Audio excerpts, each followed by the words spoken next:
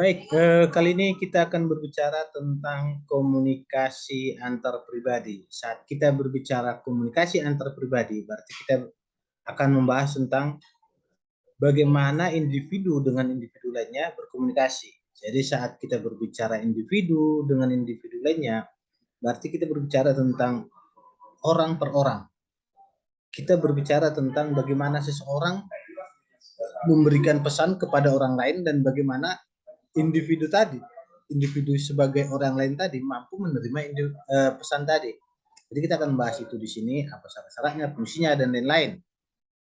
Baik, yang pertama komponen-komponen komunikasi antar pribadi itu ada dua, pengirim informasi dan juga penerimanya. Di sini pengirim dan penerima adalah orang yang terlibat dalam komunikasi antar pribadi memformulasikan dan mengirim pesan, fungsi pengiriman, dan sekaligus menerima dan memahami pesan tersebut. Jadi si penerima dan pengirim itu harus ada dulu. Yang mau dikomunikasikan apa? Contoh seperti saya dengan si X, saya ingin menyampaikan kamu sudah makan. Saya ingin bertanya seperti itu, saya ingin memastikan dia tidak kelaparan. Maka si X tadi akan menjawab saya sudah makan. Itu berarti komunikasinya kita itu sudah tercapai karena pesan yang ingin saya sampaikan dan apa yang ingin saya dapatkan itu sudah dapat dan diformulasikan dalam bahasa Indonesia. Oke, harus diformulasikan dalam bahasa Indonesia agar sama-sama paham. Selanjutnya encoding dan decoding. Encoding di sini adalah tindakan menghasilkan pesan, sedangkan decoding adalah proses memahami pesan. Jadi komponen itu harus ada pengirim dan penerima, baru encoding dan decoding. Selanjutnya kita masuk ke pesannya. Pesannya dalam di sini dalam berkomunikasi antar pribadi, pesan dapat dibentuk verbal dan non verbal. Jadi kalau kita berbicara tentang verbal, berarti kita berbicara tentang bagaimana kita menyampaikan kepada orang, baik itu secara lisan maupun dengan tulisan. Sedangkan non verbal berarti kita menggunakan simbol-simbol dalam berkomunikasi. Contoh tentara sedang melakukan perang. Mereka saat menyusup, mereka akan menggunakan kode-kode atau simbol sebagai alat berkomunikasi. Contoh seperti tangan di kepal, itu artinya apa? Baru mereka tunjuk mata ke depan, itu artinya apa? Itu non verbal. Dalam artian tidak menggunakan kata-kata, tidak menggunakan kalimat. Baik, itu dia. Di sini pesan terdiri atas. Pesan itu ada konten dan simbolnya. Jadi saluran itu apa? Media yang dipergunakan ini berfungsi sebagai jembatan menghubungkan pengirim dan penerima informasi. Jadi dalam komunikasi antar pribadi, pelaku komunikasi bertemu secara langsung atau tatap muka. Kalau seperti kita ini online, itu bisa juga dikatakan sebagai tatap muka, tapi menggunakan media online.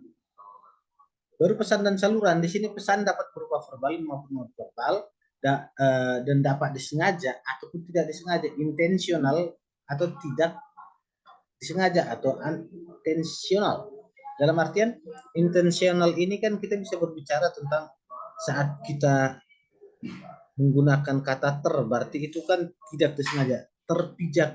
Saat kamu jalan, kamu menginjak paku dan paku itu menembus sepatu atau alas kaki kamu akan mengatakan aduh dengan gerakan tubuh. Itu bisa dikatakan intensional, itu bisa juga menjadi pesan. Akhirnya orang tahu, oh dia terkena, dia memijak paku. Atau kita memegang benda panas itu, kita langsung tangannya langsung ditarik seperti itu kan bisa menjadi simbol, bisa menjadikan gerakan yang bisa membuat yang bisa menyampaikan pesan kepada orang lain bahwa benda itu panas atau lain-lain. Itu pesan dan salurannya. Baru pesan verbal, tak disengaja sesuatu yang dikatakan tanpa bermaksud mengatakan hal tersebut. Itu seringnya terjadi ya, orang-orang latah biasanya. Saat disentuh dikit dia langsung latah, itu dia mungkin kata-kata yang lucu, mungkin dengan gerakan yang lucu, tetapi biasanya banyak yang bahasa-bahasa agak tidak bagus diucapkan. Baru saluran komunikasi di sini, saluran komunikasi adalah media yang dilalui oleh pesan. Contoh kita menggunakan WhatsApp, itu bisa dikatakan. Jadi media komunikasi ini juga atau saluran komunikasi ini ada bisa menggunakan suara atau mungkin gambar atau gerakan atau chemistry, baru selanjutnya bisa juga melakukan sentuhan. Contoh kalau kita lihat kalau suara itu bisa telepon ya, atau mungkin bisa langsung berbicara langsung.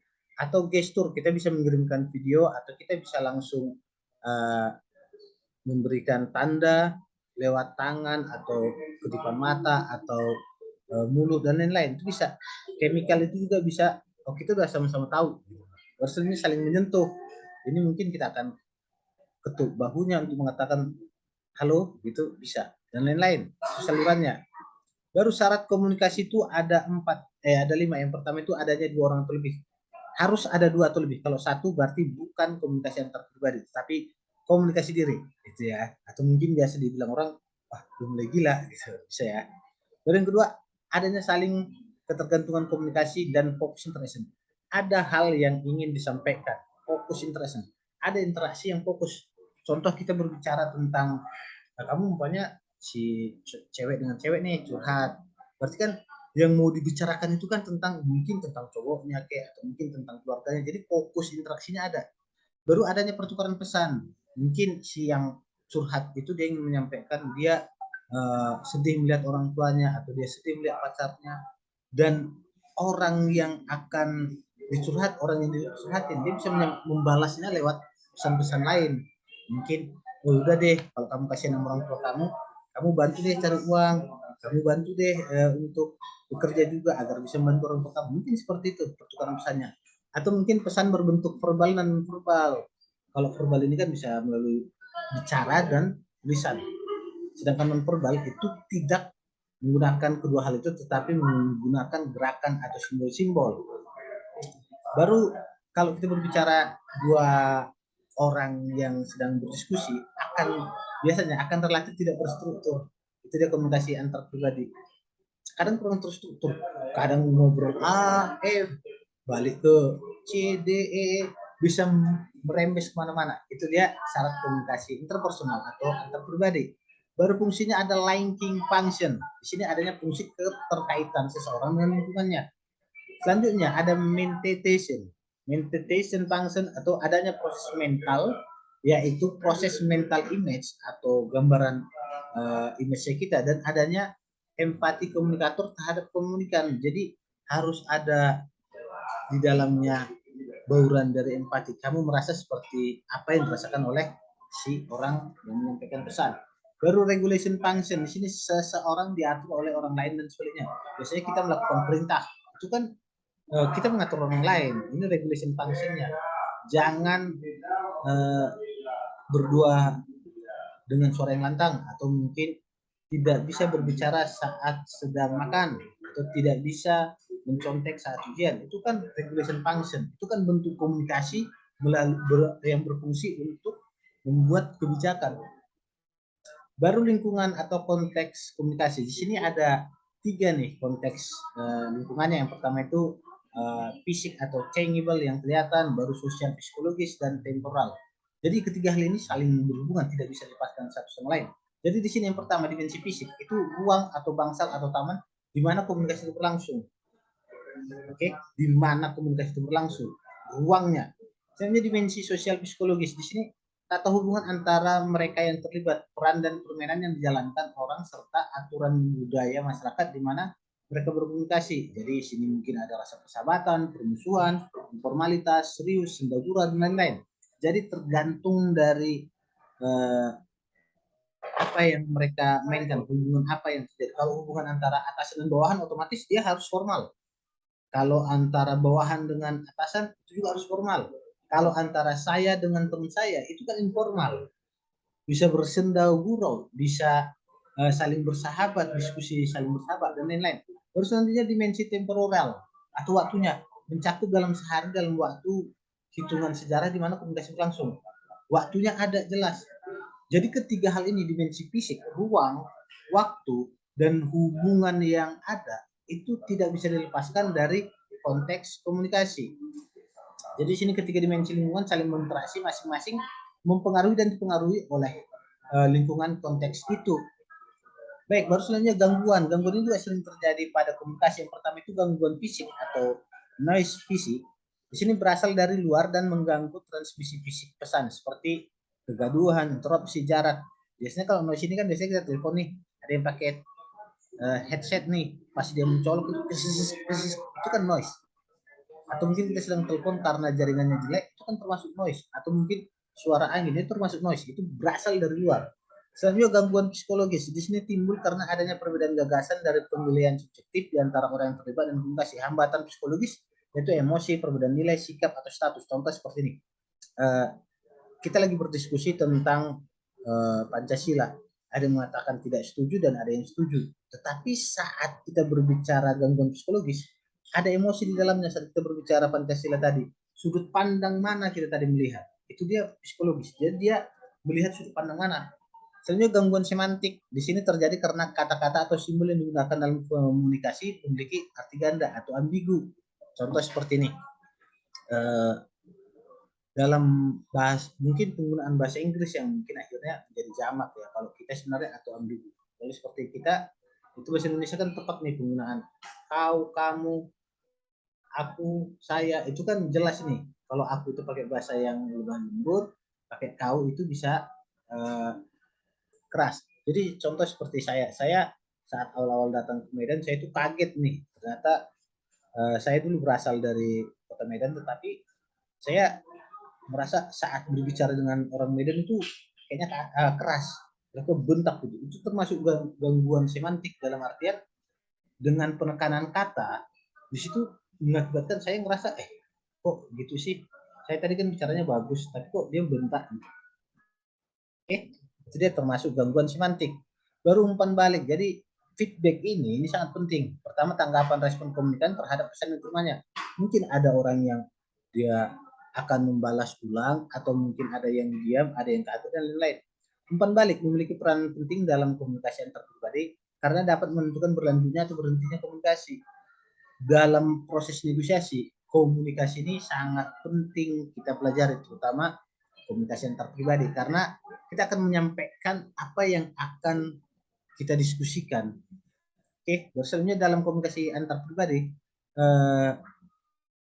karena sikap tatap muka dan maka umpan balik berlangsung seketika. Jadi saat kita melihat raut wajahnya, komunikasi nonverbalnya nggak bagus, komunikasi verbalnya kurang bisa kita terima, akhirnya apa? Bisa jadi umpan baliknya akan juga kita juga akan berbicara dengan kasar dan akan menunjukkan wajah yang tidak suka. Itu umpan balik tergantung dari apa yang kamu diskusikan dan bagaimana kamu menyampaikan pesan tersebut. Ada dua hal untuk komunikasi. Jadi komunikasi lapangan karena kamu sudah sering melakukan komunikasi di lapangan, dia merupakan perilaku penting dalam bila pelaku komunikasi memiliki pengalaman yang sama, maka komunikasi akan efektif, akan gampang, cepat. Oh, kami juga udah pernah punya masalah ini, kami juga punya masalah ini. Akhirnya bisa gabung nih, masuk.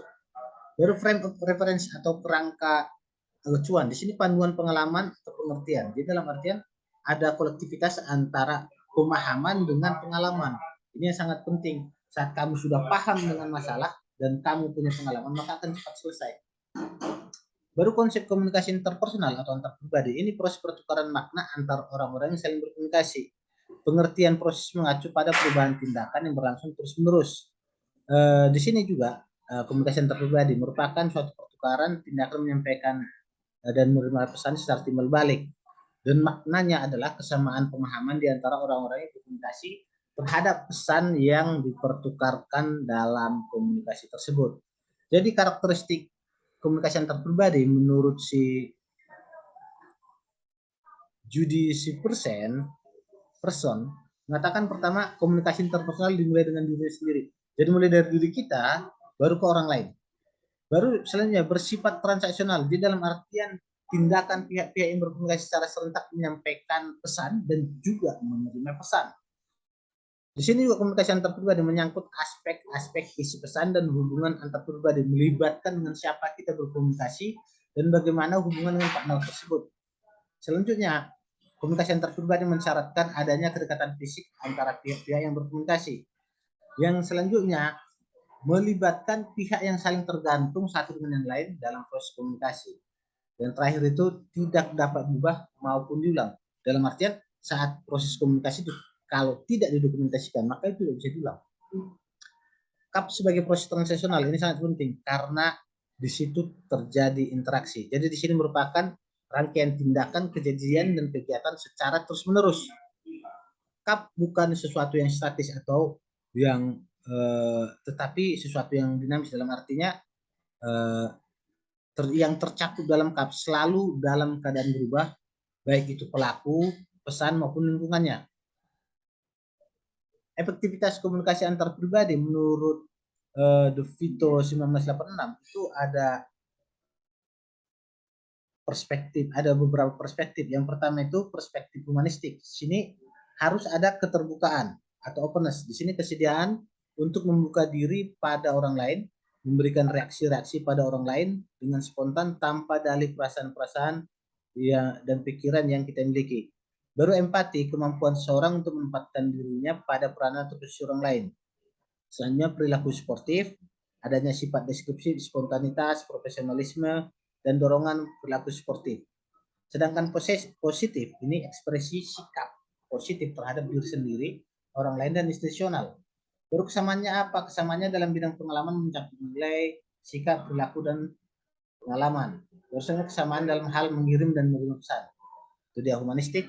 Selanjutnya perspektif pragmatis. Di sini ada 4 hal juga sikap. Pertama itu sikap yakin, tidak mempunyai perasaan malu dan gelisah dalam menghadapi orang lain dan rasa percaya diri.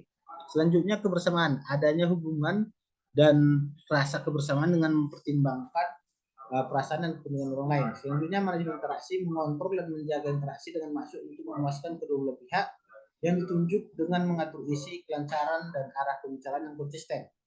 Selanjutnya perilaku ekspresif, sini keterlibatan sungguh-sungguh dalam interaksi dengan orang lain diekspresikan secara verbal maupun non-verbal.